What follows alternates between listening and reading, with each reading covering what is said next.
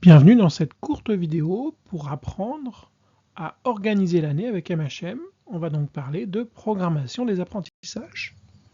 Alors, quelques principes généraux. Une année théorique, c'est 36 semaines et 144 jours d'école. Ça, c'est théorique.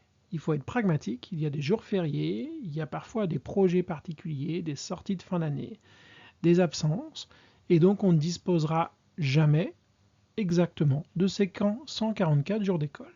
Il faut donc avoir une programmation qui prenne cela en compte pour ne pas se sentir en permanence sous pression. Et c'est le choix que fait MHM en répartissant l'ensemble des contenus à enseigner sur 120 séances sur 30 semaines. Vous voyez qu'entre 30 et 36, on est loin. C'est un choix volontaire pour vous donner de la souplesse. On travaille sur 4 séances par semaine. Et c'est de votre ressort d'apprendre à gérer la vitesse. Ça vous demande de savoir analyser, de s'adapter. En début d'année, les séances peuvent parfois prendre un petit peu plus de temps que les 1h10 qui sont prévues. Et c'est normal. Si vos élèves n'ont pas connu MHM avant, il y a un temps d'adaptation. Il y a un temps de mise en route des outils. Étant donné qu'on travaille sur 30 semaines au lieu de 36, on peut prendre ce temps. On peut parfois choisir d'étaler une séance sur 2 journées, sans crainte d'être en retard sur la programmation. Ne vous stressez donc pas pour cela. Prenez le temps d'analyser. Qu'est-ce qui fait que la séance aujourd'hui a pris 1h30 plutôt qu'1h10 ? Est-ce que ce sont des considérations matérielles ? Est-ce que c'est lié à la gestion de classe, à la discipline ? Est-ce que c'est lié à une incompréhension d'une tâche ?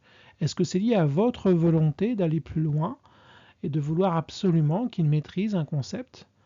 Alors que, je rappelle ce qui est dit dans l'introduction, on est dans une programmation neuronale, on prend le temps. Peut-être qu'ils n'auront pas tous compris ce jour-là, mais on aura d'autres occasions de revenir sur le sujet. Les rituels sont par exemple prévus pour durer 10 minutes. Ces 10 minutes doivent suffire, largement.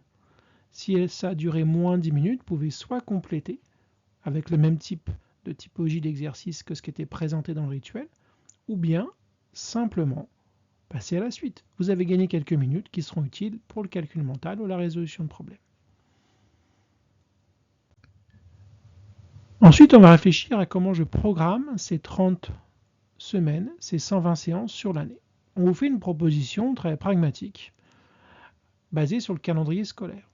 Quelle que soit la zone dont vous faites partie, la zone A, la zone B ou la zone C, on a comptabilisé, il y a à peu près toujours 6 semaines pleines sur la période 1, on a toujours un bout de semaine qui est incomplet avec le jour de la rentrée, qui peut être décalé, une période 2 qui compte parfois un jour férié, le 11 novembre, période 3 qui fait 5 à 7 semaines, période 4 qui jusque-là fait toujours 6 semaines, et une période 5 qui va de 9 à 11 semaines avec jusqu'à 5 jours fériés.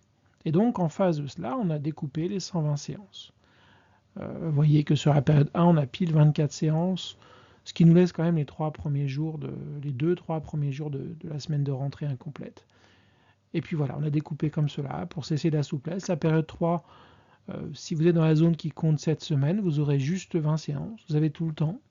Dans ces cas-là, vous pouvez faire le choix de déjà commencer les contenus suivants ou bien de prendre le temps, puisque vous disposerez de séances en plus pour remédier aux difficultés, surtout que c'est le milieu de l'année, donc c'est une période qui est intéressante pour cela. De refaire un peu plus, de doubler certaines séances, ça fait pas de mal de faire en double.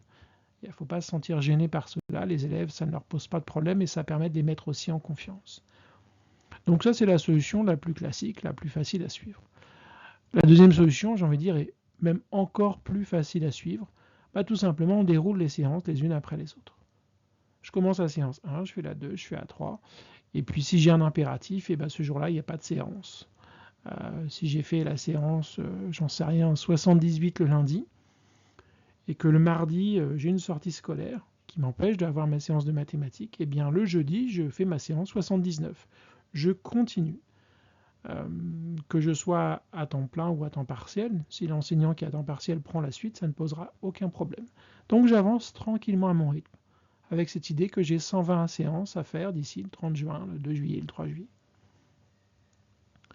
Solution qui pour moi est la plus facile et demande le moins de prise de tête. C'est ce qui permet de jouer sur la souplesse de la méthode notamment.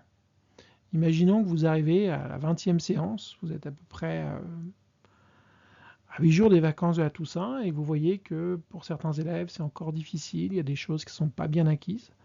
Bien plutôt que de faire les séances 22, 23, 24 prévues dans la continuité de la méthode, eh bien vous allez créer vos propres séances jusqu'aux vacances de la Toussaint. Pour remédier aux difficultés majeures, vous pouvez construire des ateliers, mettre en place des plans de travail. Vous avez les outils de la méthode pour faire justement ce genre de choses. Les jeux servent aussi à gérer ces temps-là. Et donc de prendre le temps de se dire, avant les vacances, je redonne quelques bases à certains élèves. Je permets à d'autres de renforcer leurs acquis. Et je sais que j'ai le temps puisque j'ai un différentiel de 6 semaines avant la fin de l'année pour justement utiliser cette souplesse. Et puis les autres jours, parce qu'on vous donne 30 semaines et donc il y en a 36, eh bien dans le guide des séances, dans la version éditée, vous disposez de compléments pour compléter, différencier, enrichir, avec des activités papier. On propose quand même sur l'année plusieurs centaines d'exercices, notamment en numération et calcul. En CP, il y a un fichier de résolution de problèmes supplémentaires, vous avez des jeux.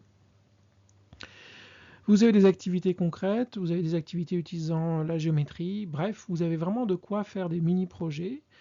Vous pouvez utiliser des DefiMath, qui même s'ils ne rentrent pas systématiquement dans une des typologies de problèmes au programme, qui sont toutefois particulièrement intéressants dans le sens où ils développent des capacités de recherche, de raisonnement, d'anticipation, qui encouragent les élèves à faire de l'essai-erreur, à se confronter, à argumenter, etc. Donc vous avez tous ces compléments qui sont très riches. Vous avez aussi sur le site de la méthode d'autres outils, des liens vers des outils numériques. Bref, vous avez largement de quoi tenir 36, 38 et même 40 semaines si on devait travailler un jour 40 semaines. En conclusion, moi je vous invite à utiliser la souplesse qui est offerte par la méthode. C'est une vraie souplesse. Sentez-vous libre. Autorisez-vous à adapter ce que vous avez besoin d'adapter par rapport au profil de votre classe. Et puis, no stress, vous aurez le temps de tout faire. La méthode est pensée pour cela. Contrairement à d'autres que je sais que les enseignants me disent qu'elles ont du mal à finir, là, normalement, ça rentre large. Et puis, comme d'habitude, toujours les différents liens pour communiquer avec l'équipe, pour suivre les actualités, et puis toujours plus de vidéos pour vous accompagner.